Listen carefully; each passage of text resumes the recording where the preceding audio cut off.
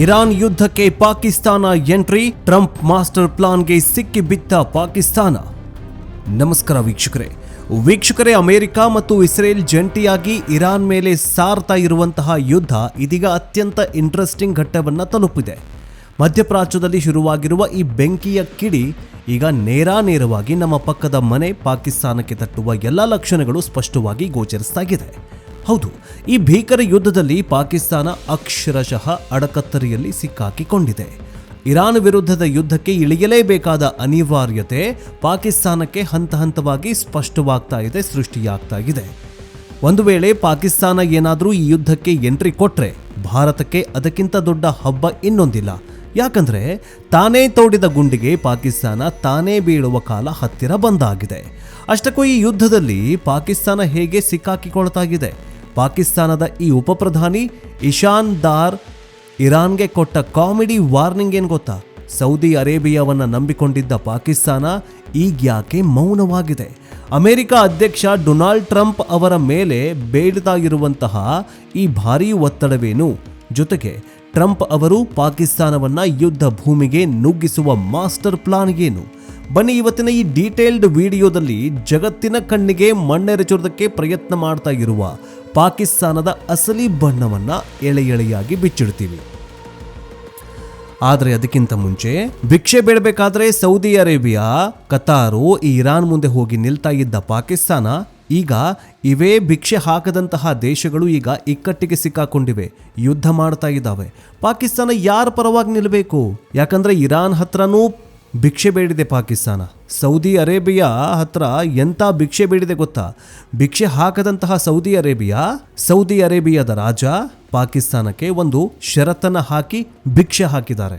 ಆ ಷರತ್ತೇನೆಂದ್ರೆ, ನನ್ನ ಮೇಲೆ ಯಾರಾದರೂ ಯುದ್ಧ ಮಾಡೋದಕ್ಕೆ ಬಂದರೆ, ಅಂದರೆ ಸೌದಿ ಅರೇಬಿಯಾದ ಮೇಲೆ ಅಥವಾ ದುಬೈ ಎಮಿರೇಟ್ಸ್ ಮೇಲೆ ಯಾರಾದರೂ ಯುದ್ಧ ಮಾಡೋದಕ್ಕೆ ಬಂದರೆ ಪಾಕಿಸ್ತಾನ ತನ್ನ ಸೈನ್ಯವನ್ನ ಅದು ಪಾಕಿಸ್ತಾನದ ಮೇಲೆಯೇ ಯುದ್ಧ ಮಾಡದಂಗೆ. ಆದ್ದರಿಂದ ಯುದ್ಧದ ಟೈಮಲ್ಲಿ ಪಾಕಿಸ್ತಾನ ತನ್ನ ಸೈನ್ಯವನ್ನ, ತನ್ನ ಬ್ಯಾಲಿಸ್ಟಿಕ್ ಮಿಸೈಲ್ಗಳನ್ನ, ಕ್ಷಿಪಣಿಗಳನ್ನ, ಬಾಂಬ್ಗಳನ್ನ, ಬಂದೂಕುಗಳನ್ನ ಎಲ್ಲವನ್ನ ನನ್ನ ದೇಶಕ್ಕೆ ಕರೆಸ್ಕೊಂಡು ಯುದ್ಧ ಸಾರಬೇಕು. ಯಾರೇ ಆಗಲಿ, ಅದು ಅಮೆರಿಕನೇ ಆಗಲಿ ಅಥವಾ ಭಾರತನೇ ಆಗಲಿ ಅಥವಾ ಇರಾನೇ ಆಗಲಿ, ಯಾರೇ ಆಗಲಿ, ಇಂಥ ಷರತ್ತುಬದ್ಧ ಒಪ್ಪಂದಕ್ಕೆ ಪಾಕಿಸ್ತಾನ ಮತ್ತು ಸೌದಿ ಅರೇಬಿಯಾ ಸಹಿ ಹಾಕಿವೆ.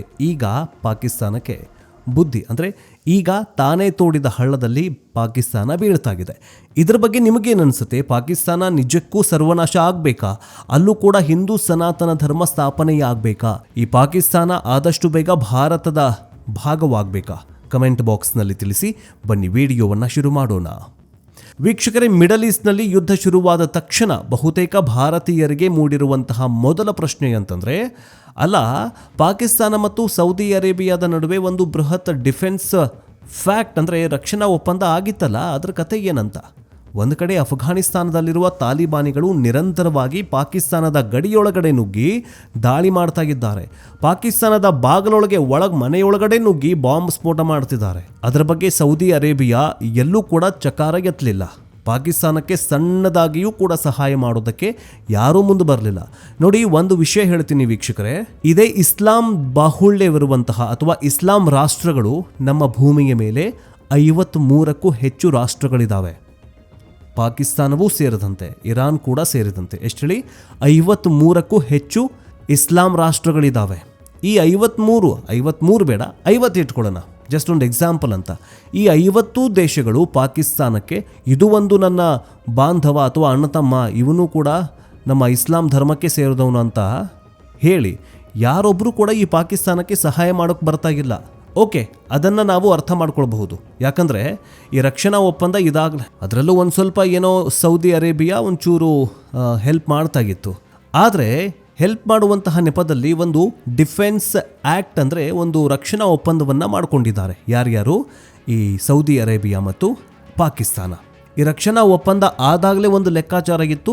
ಈಗ ಕೇವಲ ಒನ್ ಸೈಡೆಡ್ ಒಪ್ಪಂದ ಆಗೋಗ್ಬಿಟ್ಟಿದೆ. ಅಂದರೆ ಸೌದಿಗೆ ಸಂಕಷ್ಟ ಬಂದಾಗ ಮಾತ್ರ ಪಾಕಿಸ್ತಾನ ತನ್ನ ಸೇನೆಯನ್ನು ಕಳುಹಿಸ್ಕೊಡ್ಬೇಕು ಅನ್ನುವಂತಹ ಏನು ಒಪ್ಪಂದ ಆಗಿತ್ತಲ್ಲ, ಆದರೆ ಈಗ ಪಾಕಿಸ್ತಾನ ಮೌನಕ್ಕೆ ಜಾರಿದೆ. ಈ ಒಪ್ಪಂದದಲ್ಲಿ ಪಾಕಿಸ್ತಾನ ಕೇವಲ ಒಂದು ಬಲಿಕ ಬಕ್ರ ಆಗಿತ್ತು. ಸೌದಿ ಅರೇಬಿಯಾ ಗೇಟ್ ಕೀಪರ್ ಅಂದರೆ ಕಾವಲುಗಾರ ಅಂತಾನೆ ಜಾಗತಿಕ ಮಟ್ಟದಲ್ಲಿ ಚರ್ಚೆಯಾಗಿತ್ತು. ಅದು ಸತ್ಯ ಕೂಡ ಹೌದು. ಆದರೆ ಈಗ ನೋಡಿ, ಆದ್ರೀಗ ನೋಡಿ, ಇರಾನ್ ನಿರಂತರವಾಗಿ ಸೌದಿ ಅರೇಬಿಯಾದ ಮೇಲೆ ಭಾರಿ ದಾಳಿ ಮಾಡ್ತಾ ಇದೆ. ಏನು ಸಣ್ಣ ಪುಟ್ಟ ದಾಳಿಗೆಲ್ಲ ಸೌದಿಗೆ ಭಾರಿ ದೊಡ್ಡ ಆರ್ಥಿಕ ಮತ್ತು ಭದ್ರತಾ ಹಾನಿ ಉಂಟಾಗ್ತಾಗಿದೆ. ಇಂಥ ಸಂದರ್ಭದಲ್ಲಿ ಒಪ್ಪಂದದ ಪ್ರಕಾರ ಪಾಕಿಸ್ತಾನ ತನ್ನ ಕಾವಲುಗಾರನ ಕೆಲಸ ಮಾಡಬೇಕಾಗಿತ್ತಲ್ವಾ? ಅಂದರೆ ಗೇಟ್ ಕೀಪರ್, ಈ ಸೆಕ್ಯೂರಿಟಿ ಥರ ಆಗಬೇಕಾಗಿತ್ತು. ಸೌದಿ ಪರವಾಗಿ ಯುದ್ಧಕ್ಕೆ ಇಳಿಬೇಕಾಗಿತ್ತಲ್ವಾ? ಈಗ ಸೌದಿಯ ರಕ್ಷಣೆಗೆ ಪಾಕಿಸ್ತಾನ ಹೋಗಿಲ್ಲ ಅಂದರೆ ಇನ್ಯಾವಾಗಲೂ ಹೋಗೋದಕ್ಕೆ ಸಾಧ್ಯವಿಲ್ಲ. ಉದಾಹರಣೆಗೆ, ಇರಾನ್ ಡ್ರೋನ್ಗಳು ಸೌದಿ ಅರೇಬಿಯಾದ ರಾಸ್ ತನೂರಾ ಆಯಿಲ್ ರಿಫೈನನ್ನೇ ಟಾರ್ಗೆಟ್ ಮಾಡಿ ಹೊಡೆದು ಹಾಕಿದೆ. ರಾಸ್ ತನೂರಾ ಎನ್ನುವುದು ಸೌದಿಯ ಅತಿ ದೊಡ್ಡ ತೈಲ ಶುದ್ಧೀಕರಣ ಘಟಕ. ದೇಶದ ಆಂತರಿಕ ಬಳಕೆಗೆ ಬೇಕಾಗುವಂತಹ ಪೆಟ್ರೋಲ್ ಡೀಸೆಲ್ ಶುದ್ಧೀಕರಣ ಆಗೋದಿಗಿಲ್ಲಿ. ಇದಕ್ಕೂ ಅಮೆರಿಕಾಗೂ ಯಾವುದೇ ಸಂಬಂಧ ಇಲ್ಲ. ಇದು ಟೋಟಲಿ ಸೌದಿಯ ಸ್ವಂತ ಆಸ್ತಿ. ಆದರೂ ಕೂಡ ಇರಾನ್ ಅದನ್ನು ಟಾರ್ಗೆಟ್ ಮಾಡಿ ಹೊಡೆದು ಹಾಕಿದೆ ಅಂತಂದರೆ ಇದು ಸೌದಿಯ ಮೇಲಿನ ಇದಿಷ್ಟೇ ಎಲ್ಲ ವೀಕ್ಷಕರೇ. ಸೌದಿ ರಾಜಧಾನಿ ರಿಯಾದ್ನಲ್ಲಿರುವಂತಹ ಅಮೆರಿಕಾದ ಎಂಬಸಿ ಮೇಲೂ ಇರಾನ್ ಹೊಡೆದು ಹಾಕಿದೆ, ಅಂದರೆ ದಾಳಿ ಮಾಡಿದೆ. ಇದೀಗ ಹೊರಬಿದ್ದಿರುವ ಲೇಟೆಸ್ಟ್ ಅಪ್ಡೇಟ್ನ ಪ್ರಕಾರ ಸೌದಿ ಅರೇಬಿಯಾದಲ್ಲಿರುವ ಅಮೆರಿಕಾದ ಬೇಹುಗಾರಿಕಾ ಸಂಸ್ಥೆ ICA ಸ್ಟೇಷನ್ ಮೇಲೂ ಕೂಡ ಇರಾನ್ ಕ್ಷಿಪಣಿ ದಾಳಿ ಮಾಡಿದೆ. ಇದನ್ನು ಅಮೆರಿಕದ ಮಾಧ್ಯಮಗಳು ಭಾರಿ ದೊಡ್ಡ ಮಟ್ಟದಲ್ಲಿ ಕವರ್ ಮಾಡ್ತಾ ಇದ್ದಾವೆ. ಕಾರಣ ಅಲ್ಲಿ ಅಮೆರಿಕದ ಅನೇಕ ಉನ್ನತ ಮಟ್ಟದ ಗುಪ್ತಚರ ಸಿಬ್ಬಂದಿಗಳಿದ್ದಾರೆ. ಇರಾನ್ ಮಾಡಿದಂತಹ ಈ ಭೀಕರ ದಾಳಿಯಿಂದಾಗಿ ಅನೇಕ ಅಮೆರಿಕನ್ ಸಿಬ್ಬಂದಿಗಳಿಗೆ ಭಾರಿ ಹಾನಿಯಾಗಿರುವ ಸಾಧ್ಯತೆ ದಟ್ಟವಾಗಿ ಕಂಡು ಬರ್ತಾ ಇದೆ. ಅಷ್ಟರ ಮಟ್ಟಿಗೆ ಸೌದಿ ಅರೇಬಿಯಾದ ಸಾರ್ವಭೌಮ ನೆಲದ ಮೇಲೆ ಇರಾನ್ ರಣಕಹಳೆ ಮೊಳಗಿಸ್ತಾಗಿದೆ. ಇಷ್ಟೆಲ್ಲ ಆದರೂ ಆ ಡಿಫೆನ್ಸ್ ಫ್ಯಾಕ್ಟ್ ಮಾಡಿಕೊಂಡಿದ್ದ ಪಾಕಿಸ್ತಾನ ಮಾತ್ರ ಬಾಲ ಮುದುರ್ಕೊಂಡು ಅಡಗಿ ಕೂತಿದೆ. ಇದರ ಬಗ್ಗೆ ಕೇವಲ ಭಾರತದಲ್ಲಿ ಮಾತ್ರ ಚರ್ಚೆ ಆಗ್ತಾ ಇಲ್ಲ. ಸ್ವತಃ ಪಾಕಿಸ್ತಾನದೊಳಗೆ ಭಾರಿ ಚರ್ಚೆ ಶುರುವಾಗಿದೆ. ಪಾಕಿಸ್ತಾನದಲ್ಲಿ 2 ಪ್ರಮುಖ ವರ್ಗಗಳಿದ್ದಾವೆ. ಒಂದು, ಇರಾನ್ಗೆ ಸಪೋರ್ಟ್ ಮಾಡುವಂತಹ ಶಿಯಾ ಮುಸಲ್ಮಾನರ ಗುಂಪೊಂದಿದೆ. ಜೊತೆಗೆ ಅವರಿಗೆ ಇರಾನ್ನ ಅಯತುಲ್ಲಾ ಖಮೇನಿ ಉನ್ನತ ನಾಯಕನಿದನಲ್ಲ, ಅವರಿಗೆ ಇರಾನ್ನ ಅಯತುಲ್ಲಾ ಖಮೇನಿನೇ ಉನ್ನತ ನಾಯಕ, ಅತ್ಯುನ್ನತ ನಾಯಕ. ಅಂದರೆ ಈ ಮೌಲ್ವಿ ಅಂತ ಹೇಳ್ತೀವಲ್ಲ, ಇರಾನ್ ಎಷ್ಟೇ ಹಾನಿ ಮಾಡಿದ್ರೂ ಈ ಗುಂಪಿಗೆ ಅಷ್ಟು ಖುಷಿಯಾಗತ್ತೆ. ಆದರೆ ಪಾಕಿಸ್ತಾನದಲ್ಲಿ ಬಹುಸಂಖ್ಯಾತರಾಗಿರುವ ಸುನ್ನಿ ಮುಸಲ್ಮಾನರ ವರ್ಗ ಈಗ ನೇರವಾಗಿ ತಮ್ಮ ಸರ್ಕಾರವನ್ನು ಪ್ರಶ್ನೆ ಮಾಡ್ತಾ ಇದೆ. ನಾವು ಸೌದಿ ಅರೇಬಿಯಾದ ಅಂದರೆ ಸುನ್ನಿ ರಾಷ್ಟ್ರದ ಜೊತೆಗೆ ರಕ್ಷಣಾ ಒಪ್ಪಂದ ಮಾಡಿಕೊಂಡಿದ್ದೀವಿ. ಇಂಥ ಸಂದರ್ಭದಲ್ಲಿ ಪಾಕಿಸ್ತಾನದ ಸೇನೆ ಯಾಕೆ ಸೌದಿಗೆ ಪರವಾಗಿ ನಿಲ್ಲುತ್ತಾ ಇಲ್ಲ ಅಂತ ರೊಚ್ಚಿಗೆದ್ದಿದ್ದಾರೆ. ಇದರಿಂದ ಪಾಕ್ ಸರ್ಕಾರದ ಮೇಲೆ ಭಾರಿ ಆಂತರಿಕ ಒತ್ತಡ ಸೃಷ್ಟಿಯಾಗಿದೆ. ಪಾಕಿಸ್ತಾನದ ಜನರ ಈ ಆಕ್ರೋಶವನ್ನ ಶಮನ ಮಾಡೋದಕ್ಕೆ ಪಾಕ್ ಉಪಪ್ರಧಾನಿ ಮತ್ತು ವಿದೇಶಾಂಗ ಸಚಿವ ಇಶಾನ್ ದಾರ್ ಪಾಕಿಸ್ತಾನದ ಸಂಸತ್ತಲ್ಲಿ ನಿಂತ್ಕೊಂಡು ಒಂದು ಸ್ಟೇಟ್ಮೆಂಟ್ ಕೊಟ್ಟಿದ್ದಾನೆ.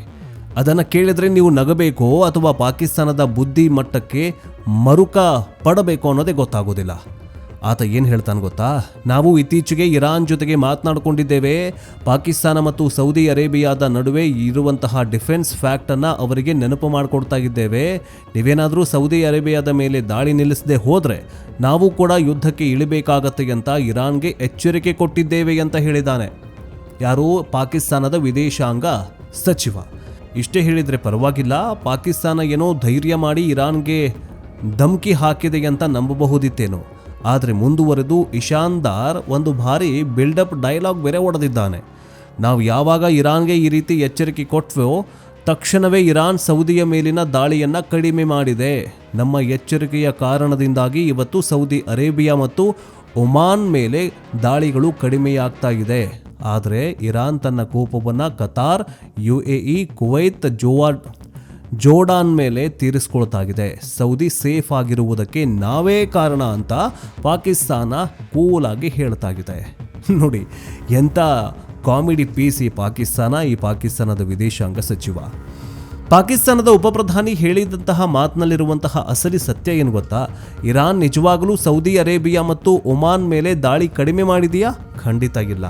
ಒಮಾನ್ ದೇಶದ ಮೇಲೆ ಮೊದಲಿನಿಂದಲೂ ಇರಾನ್ ಅಷ್ಟೊಂದು ದಾಳಿ ಮಾಡಿಲ್ಲ. ಇದಕ್ಕೆ ಕಾರಣ ಅಮೆರಿಕ ಮತ್ತು ಇರಾನ್ ನಡುವಿನ ನ್ಯೂಕ್ಲಿಯರ್ ಡೀಲ್ ಮಾತುಕತೆ ನಡೆದಿದ್ದೇ ಒಮಾನ್ನಲ್ಲಿ. ಒಮಾನ್ ಸದಾ ಮಧ್ಯಸ್ಥಿಕೆ ವಹಿಸುವ ರಾಷ್ಟ್ರ. ಈಗಲೂ ಕೂಡ ಯುದ್ಧ ವಿರಾಮ ಮಾಡಬೇಕಾದ್ರೆ ಒಮಾನ್ ಮಧ್ಯಸ್ಥಿಕೆ ಬೇಕೇ ಬೇಕು. ಹೀಗಾಗಿ ಇರಾನ್ ಒಮಾನ್ ಮೇಲೆ ದಾಳಿ ಮಾಡೋದಿಲ್ಲ. ಇನ್ನು ಸೌದಿ ಅರೇಬಿಯಾ ವಿಚಾರಕ್ಕೆ ಬಂದರೆ, ಇರಾನ್ ಕಳೆದ 48 ಗಂಟೆಗಳಲ್ಲಿ ಸೌದಿಯನ್ನೇ ಅತಿ ಹೆಚ್ಚು ಟಾರ್ಗೆಟ್ ಮಾಡಿದೆ. ಸೌದಿಯ ಆಯಿಲ್ ರಿಫೈನರಿ ಫ್ಯಾಕ್ಟರಿಗಳ ಮೇಲೆ ದಾಳಿ ಮಾಡ್ತಾ ಇದೆ. US ಎಂಬಸಿ ಮೇಲೆ ಹೊಡೆದು ಹಾಕ್ತಾಗಿದೆ. CIA ಸ್ಟೇಷನ್ಗಳ ಮೇಲೆ ದಾಳಿ ಮಾಡ್ತಾಗಿದೆ. ಅಂದಮೇಲೆ ಪಾಕಿಸ್ತಾನದ ಉಪ ಪ್ರಧಾನಿ ಕೊಟ್ಟಂತಹ ಆ ಸ್ಟೇಟ್ಮೆಂಟ್ ಇದೆಯಲ್ಲ, ಅದು ಕೇವಲ ತನ್ನ ದೇಶದ ಜನರನ್ನು ಮರಳು ಮಾಡೋದಕ್ಕೆ ಕೊಟ್ಟಂತಹ ಬಿಲ್ಡಪ್ ಅಷ್ಟೇ. ನಾವು ಜಾಗತಿಕ ಮಟ್ಟದಲ್ಲಿ ಬಹಳ ದೊಡ್ಡ ಪ್ಲೇಯರ್ ಅಂತ ತೋರಿಸ್ಕೊಳ್ಳುವ ಚೀಪ್ ಟ್ರಿಕ್ ಈ ಪಾಕಿಸ್ತಾನದು. ಅಷ್ಟೇ ಅಲ್ಲ, ಕತಾರ್, UAE, ಕುವೈತ್ ಮುಂತಾದ ದೇಶಗಳು ಪಾಕಿಸ್ತಾನಕ್ಕೆ ಆರ್ಥಿಕವಾಗಿ ಸಹಾಯ ಮಾಡಿದಂತಹ ಫ್ರೆಂಡ್ ನೇಷನ್ಸ್ ಈಗ ಪಾಕ್ ನಾಯಕರು ಇರಾನ್, ಸೌದಿಯನ್ನು ಬಿಟ್ಟು ಆ ದೇಶಗಳಿಗೆ ಹೊಡೆಯುತ್ತಿದೆ ಅಂತ ಸಂಭ್ರಮಿಸ್ತಾ ಇದ್ರೆ ಆ ದೇಶಗಳು ನಾಳೆ ಪಾಕಿಸ್ತಾನಕ್ಕೆ ಬೆಂಬಲ ಕೊಡ್ತಾವ. ವೀಕ್ಷಕರೇ, ಇದೆಲ್ಲದರ ನಡುವೆ ಟ್ರಂಪ್ನ ಮಾಸ್ಟರ್ ಪ್ಲಾನ್ ಒಂದು ಈಗ ಜಗಜ್ಜಾಹೀರಾಗ್ತಾ ಇದೆ. ಪಾಕಿಸ್ತಾನ ನಿಜವಾಗಲೂ ಯಾವಾಗ ಸಿಕ್ಕಾಕಿಕೊಳ್ಳುತ್ತೆ ಅಂತಂದ್ರೆ ಅದು ಅಮೆರಿಕ ಮತ್ತು ಸೌದಿ ಅರೇಬಿಯಾ ತಮ್ಮ ಅಸ್ತ್ರವನ್ನ ಪ್ರಯೋಗ ಮಾಡಿದಾಗ. ಸದ್ಯಕ್ಕೆ ಗಲ್ಫ್ ರಾಷ್ಟ್ರಗಳು ಇರಾನ್ ದಾಳಿಯನ್ನ ತಡೆಯೋದಕ್ಕೆ ಮಾತ್ರ ಪ್ರಯತ್ನ ಮಾಡ್ತಾ ಇವೆ. ರಿಟಾಲಿಯೇಷನ್ ಅಂದ್ರೆ ಮರುದಾಳಿ ಮಾಡೋದಕ್ಕೆ ಇನ್ನೂ ಮುಂದಾಗಿಲ್ಲ. ಒಂದು ವೇಳೆ ಸೌದಿ ಅರೇಬಿಯಾಗೆ ಯುದ್ಧವೇ ಅನಿವಾರ್ಯ, ನಾವು ಇರಾನ್ಗೆ ಪ್ರತ್ಯುತ್ತರ ನೀಡಲೇಬೇಕು ಅಂತ ನಿರ್ಧಾರ ಮಾಡಿದ್ರೆ ಸೌದಿ ಒಬ್ಬಂಟಿಯಾಗಿ ಯುದ್ಧಕ್ಕೆ ಹೋಗೋದಿಲ್ಲ. ತಕ್ಷಣವೇ ಪಾಕಿಸ್ತಾನಕ್ಕೆ ಇನ್ವಿಟೇಷನ್ ಕಳುಹಿಸಿ ಕೊಡುತ್ತೆ.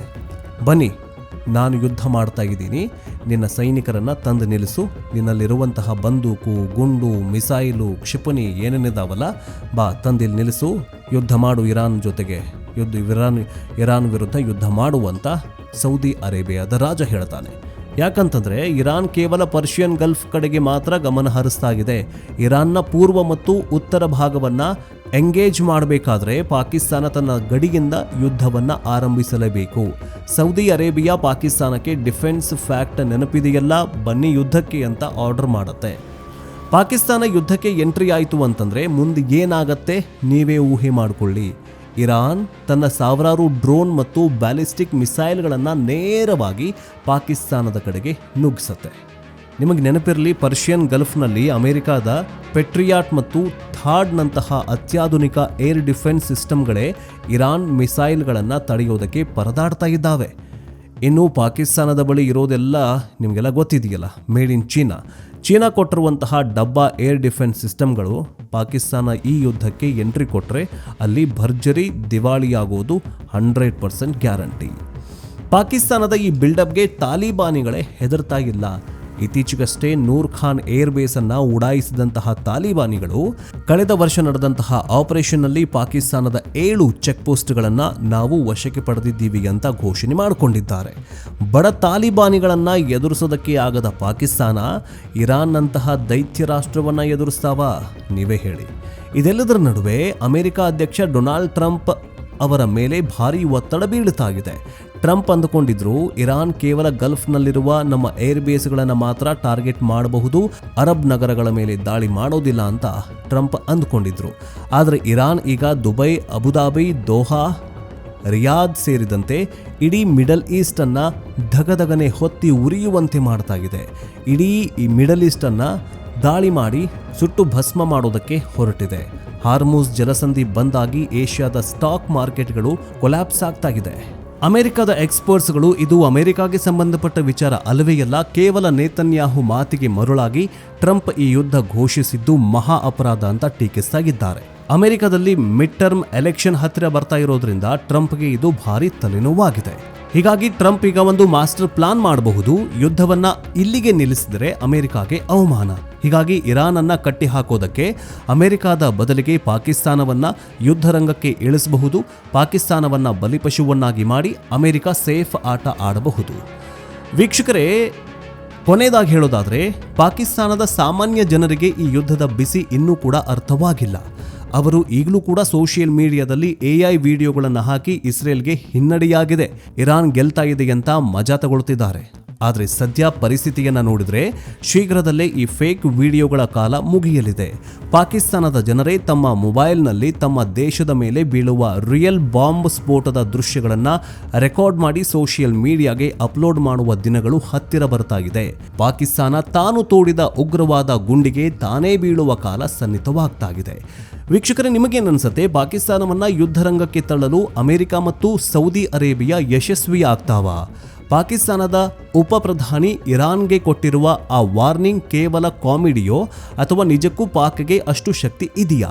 ನಿಮ್ಮ ಪ್ರಾಮಾಣಿಕವಾದ ಅನಿಸಿಕೆಗಳನ್ನು ಕಮೆಂಟ್ ಬಾಕ್ಸ್ನಲ್ಲಿ ತಪ್ಪದೆ ತಿಳಿಸಿ. ಜೊತೆಗೆ ಪಾಕ್ ನಿಜಕ್ಕೂ ಸರ್ವನಾಶ ಆಗಬೇಕಾ? ಇದನ್ನು ಕೂಡ ನೀವು ಕಮೆಂಟ್ ಬಾಕ್ಸ್ನಲ್ಲಿ ತಿಳಿಸಿ ಮುಕ್ತವಾಗಿ ಚರ್ಚೆ ಮಾಡೋಣ. ಜಾಗತಿಕ ರಾಜಕಾರಣದ ಈ ಅಸಲಿ ಮುಖವಾಡ ಮತ್ತು ಪಾಕಿಸ್ತಾನದ ಬಣ್ಣವನ್ನ ಬಯಲು ಮಾಡುವ ಈ ವಿಡಿಯೋವನ್ನ ನಿಮ್ಮ ವಾಟ್ಸ್ಆ್ಯಪ್ ಮತ್ತು ಫೇಸ್ಬುಕ್ ಗ್ರೂಪ್ಗಳಿಗೆ ಮರೆಯದೆ ಶೇರ್ ಮಾಡಿ. ನೆಕ್ಸ್ಟ್ ಅಪ್ಡೇಟ್ನೊಂದಿಗೆ ಬೇಗ ವಾಪಸ್ ಬರ್ತೀವಿ. ಜೈ ಹಿಂದ್, ಜೈ ಕರ್ನಾಟಕ, ವಂದೇ ಮಾತರಂ.